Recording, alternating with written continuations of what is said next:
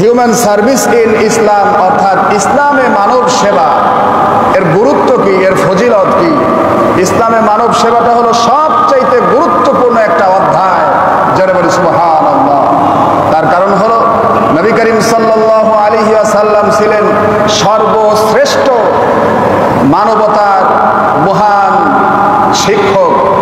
নবী করিম সাল্লাল্লাহু আলাইহি ওয়াসাল্লাম তিনি একমাত্র ছিলেন যিনি সর্বশ্রেষ্ঠ মানবতার শিক্ষক। তিনি আমাদেরকে শিখিয়েছেন কিভাবে মানুষের পাশে দাঁড়াতে, কিভাবে বিপদগ্রস্ত মানুষের পাশে দাঁড়াতে হবে, অসহায় মানুষের পাশে দাঁড়াতে হবে, কিভাবে রোগীর সেবা করতে হবে, কিভাবে অসুস্থ মানুষের সেবা যত্ন করতে হবে, কিভাবে বিপদগ্রস্তদের পাশে থেকে সাহায্য সহযোগিতা করতে হবে। এটা আমার রাসূল সরাসরি নিজে দেখিয়ে গিয়েছেন। নিজে না খেয়ে প্রতিবেশীকে খাইয়েছেন, ক্ষুধার্তকে খাদ্য দিয়েছেন, নিজে পেটে পাথর বেঁধে প্রতিবেশীকে খাবার দিয়েছেন। জোরে বলি সুবহানাল্লাহ। সম্মানিত হাজিরিন, সহানুভূতি, মানব সেবা বলতে যেটা বোঝানো হয় সেটা হলো মানুষের প্রতি দয়া, মানুষের প্রতি অনুগ্রহ, মানুষের প্রতি সাহায্য করা, মানুষকে সাহায্য করা, হেল্প করা। আরবিতে বলা হয় আল মুসাআদাতু আল লতীফু আর রাহমাত। আল মুসাআদাতু মানুষকে সাহায্য করা, হেল্প করা, আল লতীফু দয়া করা, আর রহমত মানুষের প্রতি অনুগ্রহ করা। যে ব্যক্তি মানুষকে সাহায্য করে না, ওই ব্যক্তিকে আল্লাহ তাআলাও সাহায্য করে না। জোরে বলি নাউযুবিল্লাহ। শুধু তাই নয়, হাদিসের কিতাবের মধ্যে এসেছে যে ব্যক্তি মানুষকে দয়া করে না, যে ব্যক্তি মানুষকে রহম করে না, আল্লাহ তাআলা ওই ব্যক্তিকে রহম করে না এবং দয়া করে না। জোরে বলি নাউযুবিল্লাহ। হাদিসের মধ্যে এসেছে আল্লাহর হাবিব বলেন লা ইয়ারহামুল্লাহু মান লা ইয়ারহামুন নাস। হাদিসের মধ্যে এসেছে বুখারীর ৭৩৭৬ নম্বর হাদিস, হযরতে জারির ইবনে আব্দুল্লাহ রাদিয়াল্লাহু তাআলা আনহু হতে বর্ণিত। তিনি বলেন আল্লাহর হাবিব বলেন লা ইয়ারহামুল্লাহু মান লা ইয়ারহামুন নাস। যে ব্যক্তি মানুষের প্রতি রহম করে না, মানুষের প্রতি দয়া করে না, আল্লাহ তাআলাও তার প্রতি রহম করে না এবং দয়া করে না। জোরে বলি নাউযুবিল্লাহ। সুতরাং হাদিস থেকে বোঝা যাচ্ছে যে আমার রাসূল, আপনার রাসূল মানুষের প্রতি দয়া করার জন্য, মানুষের প্রতি ইহসান করার জন্য, মানুষকে সাহায্য করার জন্য সব থেকে বেশি নির্দেশ দিয়েছেন, সব থেকে বেশি তাগিদ দিয়েছেন। জোরে বলি সুবহানাল্লাহ। তার কারণ হলো একজন মানুষ সে নিজে যখন মানবতাবাদী হবে, নিজে যখন মানুষের সেবা করবে, যত্ন করবে, কারণ মানুষের সেবা করা, যত্ন করা, পর উপকার করা এটা রাসূলের বড় সুন্নাত। যে এইটা আমল করবে ওই ব্যক্তি আল্লাহর রাসূলের সুন্নতের উপর আমল করলো। সুবহানাল্লাহ। যে ব্যক্তি পর উপকারে নিজেকে বিলায়ে দেবে, হাসরের কঠিন মুসিবতের দিন আল্লাহ তাআলা রব্বুল আলামিন বলবেন আজ তুমি ক্ষুধার্ত, আমার কাছে পানি চাচ্ছ, ক্ষুধার্ত তুমি আমার কাছে খানা চাও। আল্লাহ তাআলা বলবেন আমি তো দুনিয়াতে তোমার কাছে খাবার চেয়েছিলাম, তুমি তো আমাকে খাবার দাও নাই। আল্লাহ বলবে আমি তো দুনিয়াতে তোমার কাছে খাবার চেয়েছিলাম, আমি অসুস্থ ছিলাম, আমি অসহায় ছিলাম, তুমি তো আমাকে খাবার দাও নাই, তুমি তো আমাকে সাহায্য করো নাই। হাসরের দিন বান্দা বলবে আল্লাহ তুমি এটা কি বলো? তুমি মহান স্রষ্টা, তুমি রব, তুমি কি অসুস্থ থাকতে পারো? তুমি কি কখনো মানুষের কাছে খাবার চাইতে পারো? আল্লাহ তাআলা রব্বুল আলামিন বলেন ওই হাসরের কঠিন মুসিবতের দিন আল্লাহ তাআলা বান্দাকে ডাক দিয়ে বলবেন ও আমার বান্দা, তুমি ধনাঢ্য ব্যক্তি ছিলে, তোমার রিজিকের অভাব ছিল না, কোনো কিছুর অভাব ছিল না। আমি তোমার কাছে, ওই যে তোমার কাছে একজন অসুস্থ ব্যক্তি গিয়েছিল, আমি তাকে বলেছি, আমি ওই যে অসুস্থ ব্যক্তি তোমার কাছে গিয়েছিল আর দুইটা হাত পেতে তোমার কাছে সাহায্য চেয়েছিল, তোমার কাছে খাবার চেয়েছিল, সাহায্য চেয়েছিল, তুমি যদি ওই ব্যক্তিকে সাহায্য করতে তাহলে অবশ্যই আমাকে সাহায্য করা হতো। যেহেতু তুমি ওই ব্যক্তিকে সাহায্য করো নাই, সুতরাং তুমি আমাকে সাহায্য করো নাই। ওই ব্যক্তিকে যদি তুমি সাহায্য করতে তাহলে অবশ্যই আজকের হাসরের কঠিন মুসিবতের দিন আমি আল্লাহ তাআলা রব্বুল আলামিন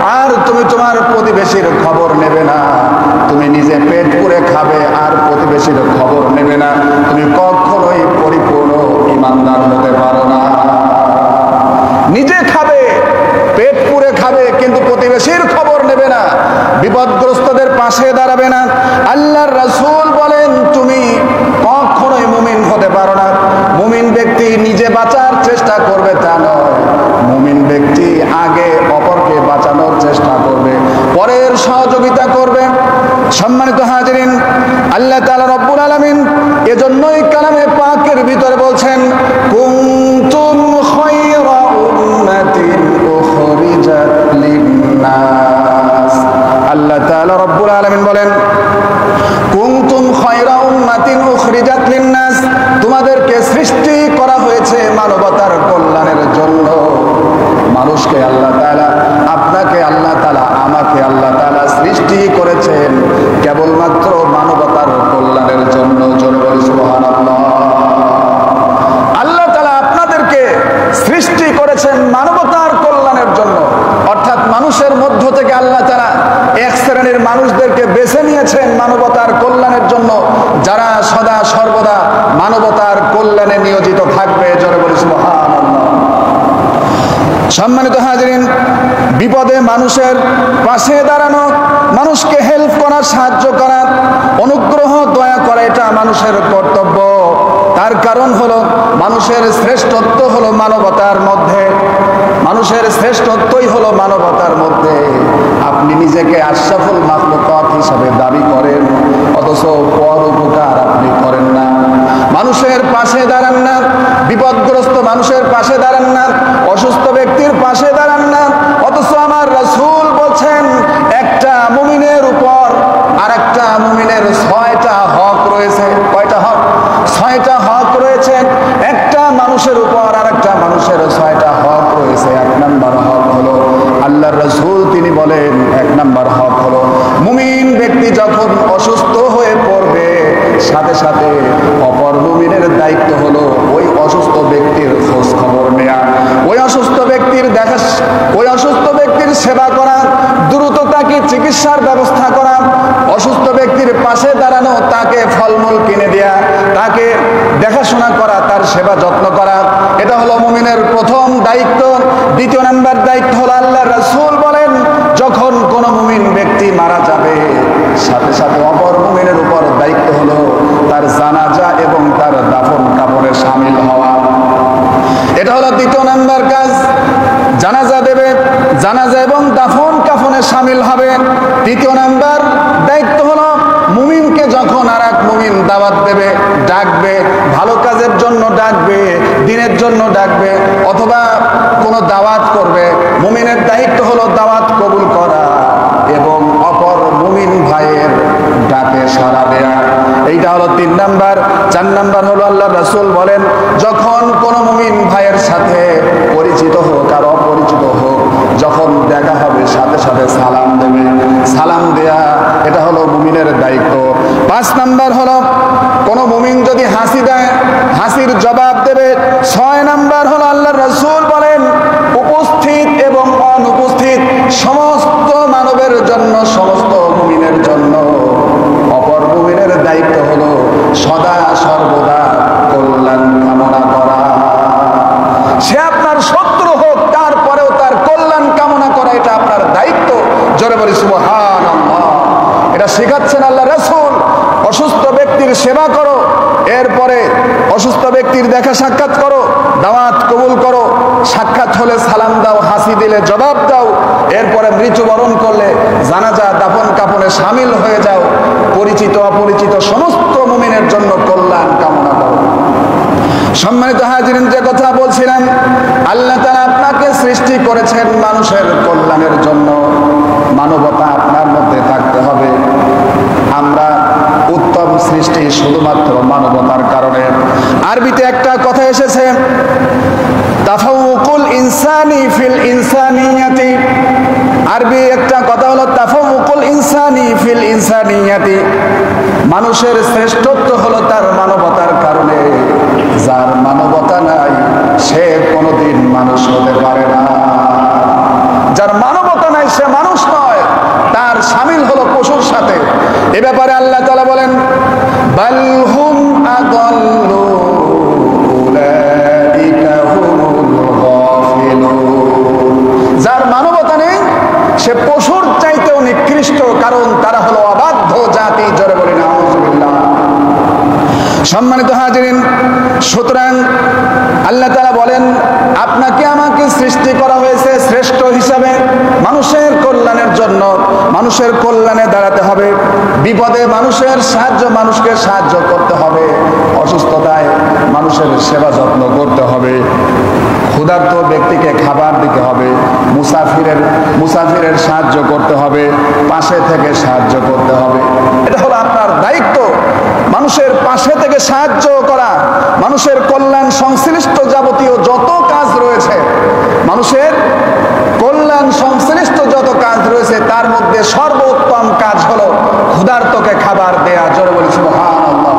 কারণ ক্ষুধার্তকে খাবার না দেওয়ার কারণেই অসংখ্য মানুষ জাহান্নামে চলে যাবে। জোরে বলি নাউযুবিল্লাহ।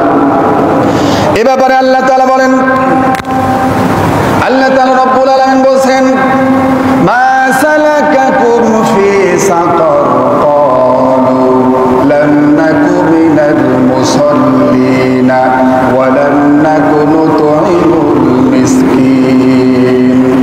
আল্লাহ তাআলা বলেন, হাসরের ময়দানে জাহান্নামীরা যখন জাহান্নামে চলে যাবে, জাহান্নামের ফেরেশতা মালিক তখন জিজ্ঞেস করবে, তোমরা জাহান্নামে কেন এসেছো? মা সালাকাকুম ফি সাকার, কেন তোমরা জাহান্নামে এসেছো? তারা উত্তর দেবে, লাম নাকু মিনাল মুসাল্লিন, আমরা নামাজ পড়ি নাই, ওয়া লাম নাকু নুতঈমুল মিসকিন, আর অভাবী গরিব মিসকিনদেরকে খাবার দেই নাই। অভাবী গরিব মিসকিনদেরকে খাবার না দেওয়ার কারণে আজকে আমরা জাহান্নামে হয়ে গেছি। জোরে বলি নাউযুবিল্লাহ। সুতরাং ইসলাম মানবতার কতটা গুরুত্ব দিয়ে কথা বলেছে। ইসলাম মানবতার জন্য, অপর মানুষের সাহায্য সহযোগিতা সেবার জন্য সবচাইতে বড় তাগিদ দিয়েছেন। সুবহানাল্লাহ।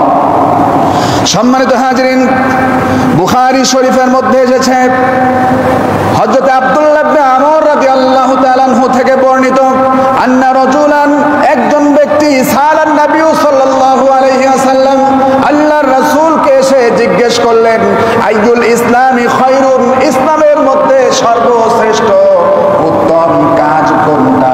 ইসলামের মধ্যে সর্বশ্রেষ্ঠ উত্তম কাজ কোনটা? ক্বালা রাসূলুল্লাহ সাল্লাল্লাহু আলাইহি ওয়াসাল্লাম, সাথে সাথে আল্লাহর রাসূল তিনি ফরমান, তুতঈমুত তাআম, অভাবীদেরকে খাবার দেবে, গরিব দুঃখীদেরকে খাবার দেবে। তুতঈমুত তাআম, খাবার খাওয়ানো। ওয়া তুকরিউস সালাম, সালাম প্রদান করা। আলা মান আরাফতা ওয়া মান লাম তারিফ, পরিচিত অপরিচিত সকলকেই খাবার খাওয়ানো এবং সালাম দেয়া। এইটা হলো ইসলামের মধ্যে সবচাইতে উত্তম কাজ। জোরে বলে সুবহানাল্লাহ। ইসলামের মধ্যে সবচাইতে উত্তম কাজ কোনটা? সেইটা হলো পরিচিত অপরিচিত সকলকেই সালাম দেয়া আর অভাবগ্রস্তদেরকে খাবার দেয়া। আপনার আত্মীয় স্বজন যদি দরিদ্র হয় তাকে খাবার দেবেন, প্রতিবেশীর মধ্যে কেউ দরিদ্র থাকলে তাকে খাবার দিতে হবে। এতিম, মিসকিন, বিধবা, ফকির, গরিব যারাই রয়েছে আপনার প্রতিবেশী, তাদেরকে খাবার দেয়া, এটা আপনার জন্য সব থেকে বেশি জরুরি। সম্মানিত হাজিরিন, সুতরাং ইসলামের সর্বশ্রেষ্ঠ উত্তম কাজ হলো প্রথম সালাম দেয়া, তারপরে খাবার খাওয়ানো। অথচ আমাদের দেশে সালামের প্রচলন অনেকটাই কম। সালাম আগে দেওয়ার চেষ্টা আমরা করি না। সালাম আগে দেওয়ার চেষ্টা করি না। নেতা মনে করে যে আমাকে সালাম দেয়া হোক, তারপরে যে বড় সে মনে করে আমাকে সালাম দেয়া হোক। অথচ হাদিসের মধ্যে এসেছে, আল্লাহর রাসূলকে কেউ কখনোই ছোট হোক বড় হোক আগে সালাম দিতে পারেন নাই। জোরে বলি সুবহানাল্লাহ। একটা ছোট্ট বালককেও আল্লাহ রাসূল সবার আগে সালাম দিতেন, তার মাথায় হাত বুলিয়ে তাকে কুশলাদি বিনিময় করতেন। জোরে বলি সুবহানাল্লাহ। সম্মানিত হাজিরিন, আল্লাহ তাআলা রব্বুল আলামিন বলেন, ইন্না রাহমাতাল্লাহি করিবুম মিনাল মুহসিনিন। আল্লাহ তাআলা বলেন, ইন্না রাহমাতাল্লাহি করিবুম মিনাল মুহসিনিন। মুহসিনিন বান্দাদের, আল্লাহর রহমত হলো মুহসিনিন বান্দাদের একেবারে নিকটবর্তী। জোরে বলি সুবহানাল্লাহ। এখন মুহসিনিন বান্দা কারা? আল্লাহ বলছেন, ইন্না রাহমাতাল্লাহি করিবুম মিনাল মুহসিনিন। আল্লাহর রহমত হলো মুহসিনিন বান্দাদের নিকটবর্তী। এখানে মুহসিনিন ব্যক্তি কারা? মুহসিনিন ব্যক্তি তাদেরকেই বলা হয়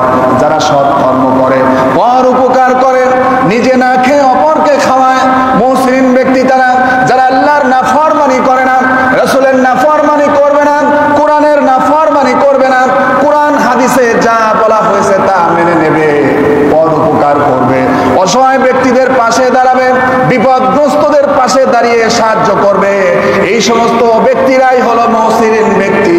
তাদের সম্পর্কে আল্লাহ তাআলা বলেন, ইন্না রাহমাতাল্লাহি করিবুম মিনাল মুহসিনিন। আল্লাহ তাআলা বলেন, নিশ্চয়ই মুহসিনিন বান্দাদের নিকটবর্তী হলো আমার রহমত। জোরে বলি সুবহানাল্লাহ, সুবহানাল্লাহ।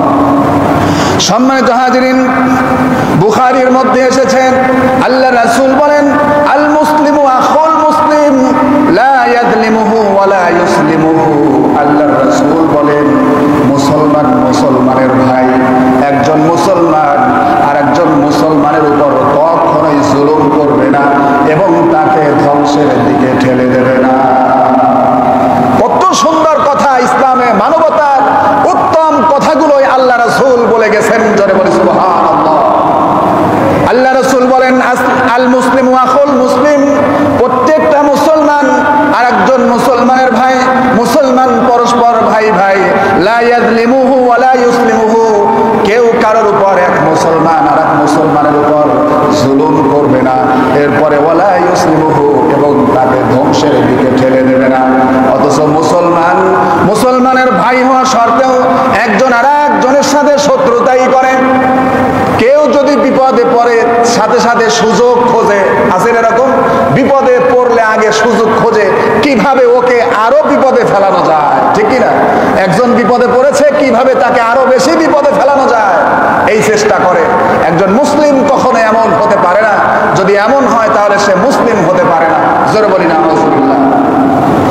এই হাদিসের মধ্যে আল্লাহর হাবিব আরো বলেন, বুখারীর 2442 নম্বর হাদিস, আল্লাহর হাবিব আরো বলছেন, মান কানা ফি হাজাতি আখিহি কানা আল্লাহু ফি হাজাতিহি।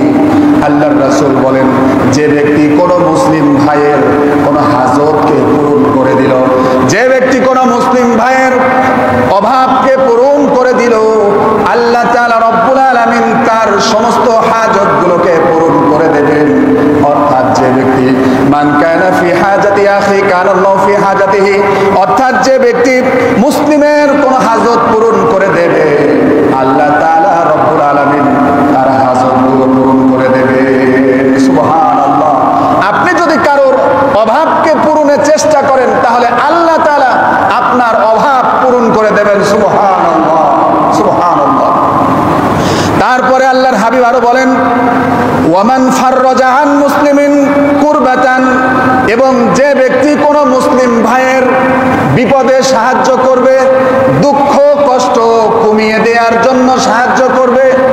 মানুষ বিপদে পড়ে, তো অসুস্থ হয়ে যায়, হঠাৎ অ্যাক্সিডেন্ট হয়ে যায়, হঠাৎ দুর্ঘটনায় পড়ে যায়, পড়ে কিনা? এরকম পড়ে। আল্লাহর হাবিব বলেন, মান ফাররাজা আন মুসলিমিন কুরবাতান, যে ব্যক্তি কোন মুসলিম ভাইয়ের বিপদে সাহায্য করবে, দুঃখ কষ্টকে কমিয়ে দেওয়ার চেষ্টা করবে। তারপরে আল্লাহর হাবিব বলেন, ফাররাজাল্লাহু আনহু কুরবাতান মিন কুরবাতি ইয়াউমাল কিয়ামা, আল্লাহ তাআলা ওই ব্যক্তির জন্য হাসরের দিনের সমস্ত বিপদ থেকে তাকে হেফাজত করবে। সুবহানাল্লাহ।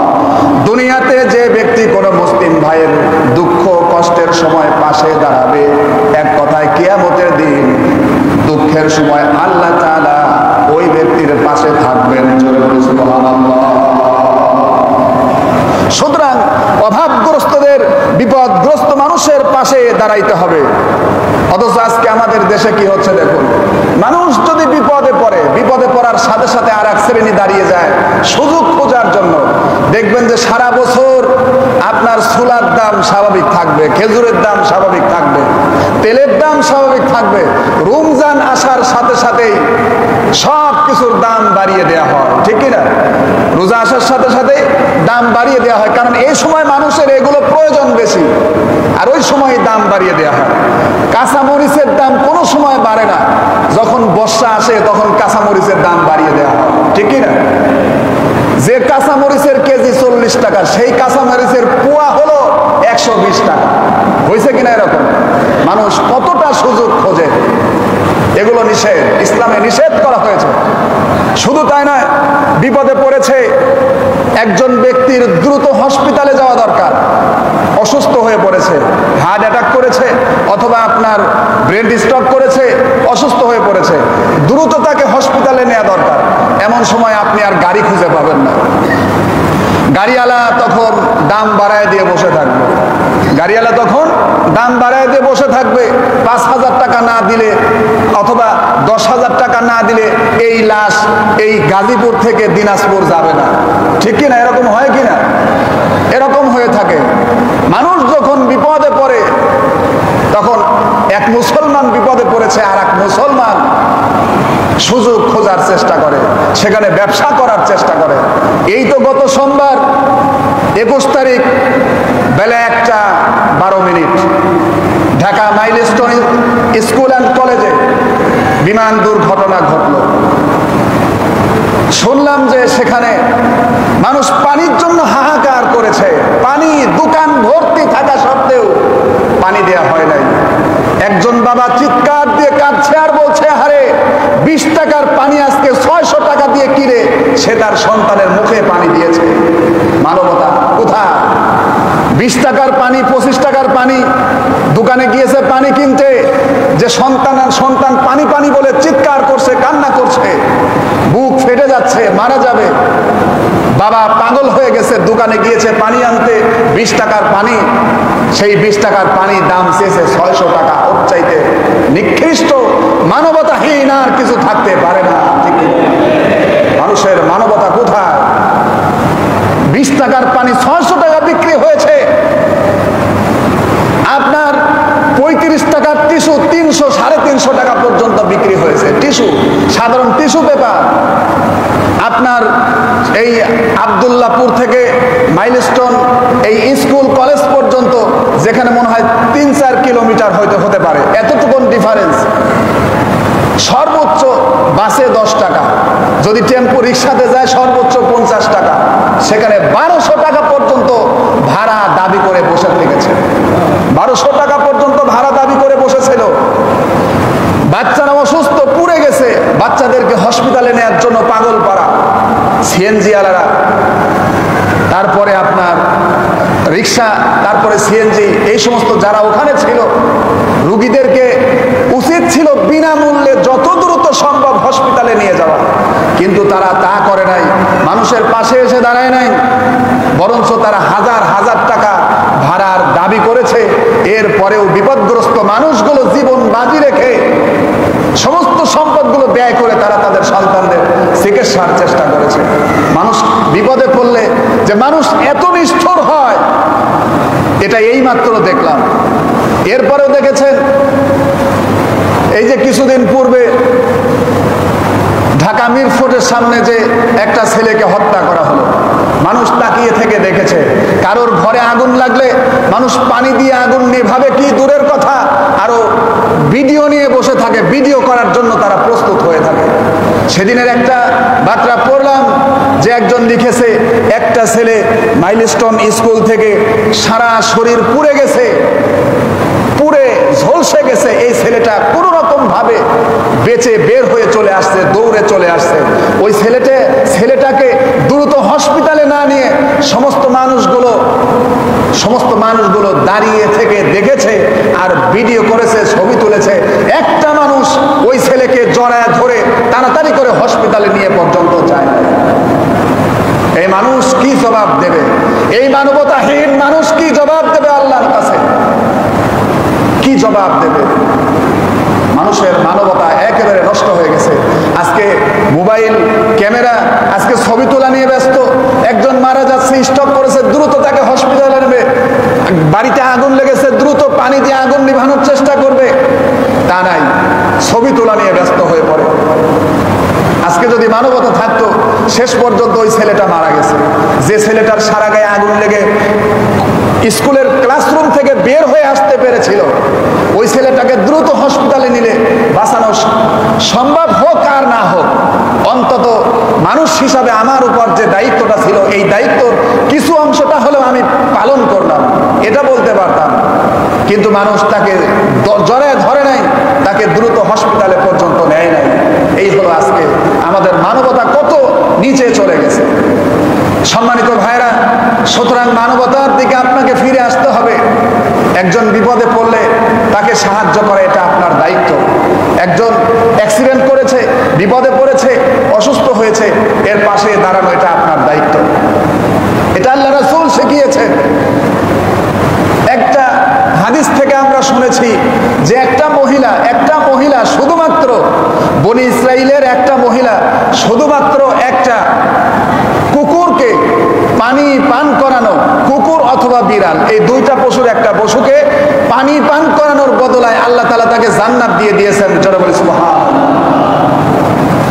ঘটনাটা আপনারা জানেন, একটা মহিলা একটা তৃষ্ণার্ত কুকুর অথবা বিড়ালকে কূপের থেকে পানি তুলে পান করিয়েছিল। কারণ সে দেখতে পাচ্ছিল যে ওই পশুটা কূপের পাশে এসে কাদা মাটির উপর জিহ্বা দিয়ে কাদা মাটিগুলো চাটতেছিল তৃষ্ণার কারণে, তৃষ্ণার যন্ত্রণায় কাদা মাটি চাটতেছিল। মহিলাটা কূপ থেকে পানি তুলে ওই পশুকে যখন খাইয়ে দেয়, এটা আল্লাহর কাছে এত পছন্দ হলো, তার জীবনের সব গুনাহ খাতা মাফ করে তাকে জান্নাত দিয়ে দিল। জোরে বলি সুবহানাল্লাহ। মানবতা আপনার রাসূল, আমার রাসূল শিখিয়েছেন। নবী করিম সাল্লাল্লাহু আলাইহি ওয়াসাল্লামের মক্কি জীবনের কথা একবার স্মরণ করুন। আল্লাহ রাসূল মক্কার পথ দিয়ে একটা বুড়ির বাড়ির পাশ দিয়ে হাঁটতেন। কিতাবের মধ্যে এসেছে ওই বুড়ি প্রত্যেকটা দিন নবী করিম সাল্লাল্লাহু আলাইহি ওয়াসাল্লামের রাস্তার উপরে কাঁটা বিছায় রাখতো, কাঁটা। আল্লাহ রাসূলের সাথে বুড়িটা এত শত্রুতাই করেছিল যে আল্লাহ রাসূল যে পথ দিয়ে হাঁটতো, বুড়ির বাড়ির পাশ দিয়ে যাইতেন, ওই পথের উপরে কাঁটা বিছায় রাখতো। প্রত্যেক দিন আমার রাসূল কাঁটা সরিয়ে সরিয়ে তিনি রাস্তা পার হয়ে যেতেন। এরকম একদিন, দুই দিন, এক সপ্তাহ, দুই সপ্তাহ, প্রতিদিন আল্লাহ রাসূল কাঁটা সরিয়ে সরিয়ে তিনি যায়। এরপরে হঠাৎ করে কিছুদিন পর আল্লাহ রাসূল তিনি দেখতে পেলেন এখন তো রাস্তায় আর কেউ কাঁটা দেয় না। কিছুদিন যাচ্ছে রাস্তায় আর কাঁটা দিচ্ছে না। একদিন যায়, দুই দিন যায়, তিন দিন যায়, কি ব্যাপার? প্রতিদিন আমার রাস্তায় এই বুড়িটা কাঁটা দিত, কিন্তু আজকে কাঁটা দিচ্ছে না কেন? তার কারণ কি? আজ কয়েকদিন হয়ে যায় রাস্তায় কাঁটা দেয় না, এর কারণ কি? আল্লাহ রাসূল বুড়ির বাড়ির মধ্যে প্রবেশ করলেন, গিয়ে দেখলেন বুড়িটা অসুস্থ হয়ে তার বিছানার উপর পড়ে আছে, উঠার পর্যন্ত শক্তি নাই। আল্লাহ রাসূল এমন বুড়ি মহিলার পর্যন্ত সেবা যত্ন করেছেন। জোরে বলি সুবহানাল্লাহ। একটা শত্রু মহিলা রাস্তায় কাঁটা দিত, দেখুন আজ কাঁটা দেয় না দেখে তিনি চিন্তা করেছেন না জানি কি হলো, কতটা খবর রাখতেন। বাড়ির ভিতরে ঢুকে দেখেন বুড়ি অসুস্থ, সেই শত্রু বুড়ি মহিলার সেবা যত্ন পর্যন্ত আল্লাহ রাসূল করেছেন। জোরে বলি সুবহানাল্লাহ। শুধু কি তাই? মক্কা বিজয় হয়ে গেল, সমস্ত মানুষেরা আল্লাহর রাসূল মুহাম্মদুর রাসূলুল্লাহ সাল্লাল্লাহু আলাইহি ওয়াসাল্লামের নাম শুনে এক শ্রেণীর কাফেরগণ ভয়ে তারা পলায়ন করতে থাকলো। মক্কা বিজয় হয়ে যাওয়ার পর মানুষেরা পালানো শুরু করেছে, মানে যে কাফেররা পালানো শুরু করেছে। রাতের অন্ধকারে, সন্ধ্যার সময় অন্ধকারের মধ্যে সমস্ত মানুষগুলো মক্কা ছেড়ে পালিয়ে চলে যাচ্ছে কাফেরেরা। এর মধ্যে একজন অতি দুর্বল, একজন বৃদ্ধ মানুষ ছিল, যে তার বোঝাটা অনেক বড় হয়ে গেছে। এই বড় গাট্টি বোঝা নিয়ে ওই বৃদ্ধ লোকটা পালাইতে পারতেছে না। কিছু সময় পর ওই ব্যক্তির সাথে আল্লাহর রাসূলের সাক্ষাৎ হয়ে গেল। আল্লাহ রাসূল বলেন, ও বৃদ্ধ লোক, তুমি কোথায় যাচ্ছ? আর এত বড় গাট্টি নিয়ে তুমি কোথায় যাও? এমন সময় বৃদ্ধ লোকটা বলছেন, হে ব্যক্তি, আমি তোমাকে চিনি না, শুনেছি যে মদিনা থেকে মুহাম্মদ এসেছে সাল্লাল্লাহু আলাইহি ওয়াসাল্লাম। মদিনা থেকে মুহাম্মদ সাল্লাল্লাহু আলাইহি ওয়াসাল্লাম মক্কা এসেছে এবং মক্কা বিজয় করেছে। শুনেছি সে নাকি ভয়ঙ্কর একজন ব্যক্তি, মানুষকে হত্যা করে, এইটা সেটা নানান কথা বলেছে। মুহাম্মদের ভয়ে মক্কা ছেড়ে পালায়া চলে যাচ্ছে। জোরে বলি নাউজুবিল্লাহ। বৃদ্ধ লোকটা আল্লাহ রাসূলকে বলছেন, মুহাম্মদ সাল্লাল্লাহু আলাইহি ওয়াসাল্লামের ভয়ে মক্কা ছেড়ে পালিয়ে চলে যাচ্ছি, কিন্তু এত বড় গাট্টি বুসকা নিয়ে পালাইতে পারতেছি না। তুমি কি আমাকে একটু সাহায্য করে আমার কাফেলা পর্যন্ত আমাকে পৌঁছে দেবে? এমন সময় আল্লাহর রাসূল নিজে ওই বৃদ্ধ লোকের গাট্টি বুসকাটা নিজের পিঠে চড়ে নিলেন,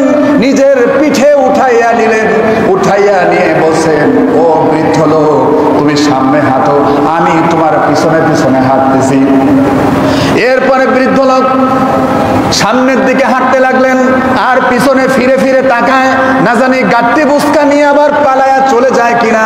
পিছনের দিকে ফিরে ফিরে তাকাচ্ছে আর সামনের দিকে হাঁটতেছে। অনেকক্ষণ হাঁটলো, বহুদূর চলে গেল। যাবার পর ওই বৃদ্ধ লোকের কাফেলার সাথে মোলাকাত হয়ে গেল।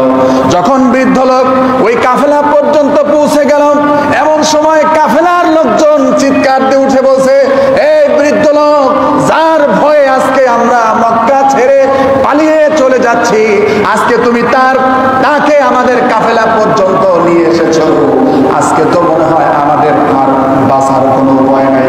এমন সময় বৃদ্ধ লোক বলছে, বলো কি ইনি কি তাহলে মুহাম্মদ সাল্লাল্লাহু আলাইহি সাল্লাম? সমস্ত কাফেররা বলছে উনি তো মুহাম্মদ সাল্লাল্লাহু আলাইহি সাল্লাম। এমন সময় বৃদ্ধ লোক বলছে, আল্লাহর কসম, এই ব্যক্তি যদি মুহাম্মদ হয়ে থাকে, সে এতটা পরোপকারী ব্যক্তি, মানবতাবাদী ব্যক্তি, পরোপকারী ব্যক্তি, এই ব্যক্তি তো কোনোদিন খারাপ লোক হতে পারে না। সুতরাং এই ব্যক্তি খারাপ লোক হতে পারে না, এর ভয়ে মক্কা ছেড়ে পালিয়ে যাওয়ার কোনো প্রশ্নই আসে না। সুতরাং এই কাফেরেরা তোমরা সাক্ষী থাকো, আজকে আমি তোমাদের সাক্ষী রেখে পড়ে নিলাম, লা ইলাহা ইল্লাল্লাহু মুহাম্মাদুর রাসূলুল্লাহ সাল্লাল্লাহু আলাইহি সাল্লাম। বৃদ্ধ লোক ইসলাম গ্রহণ করলেন, সাথে সাথে অসংখ্য কাফের রাসূলের হাতে হাত রেখে ইসলাম গ্রহণ করলেন। জোরে বলে সুবহানাল্লাহ, সুবহানাল্লাহ। এইটা হলো মানবতার শিক্ষা। আর আজকে আমরা মুসলিম হয়ে দুনিয়ার স্বার্থ হাসিলের জন্য মানুষ বিপদে পড়ে। এক শ্রেণীর মানুষ সেটা ভিডিও করা নিয়ে ব্যস্ত, আর এক শ্রেণীর মানুষ সেখানে কিছু যে মুনাফা তৈরি করার জন্য ব্যস্ত, কেউ ব্যবসা বাণিজ্য করার জন্য ব্যস্ত। জোরে বলি না আউযুবিল্লাহ। হাসরের দিন আল্লাহর দরবারে আপনাকে দাঁড়াতে হবে। সুতরাং এখনো সময় আছে।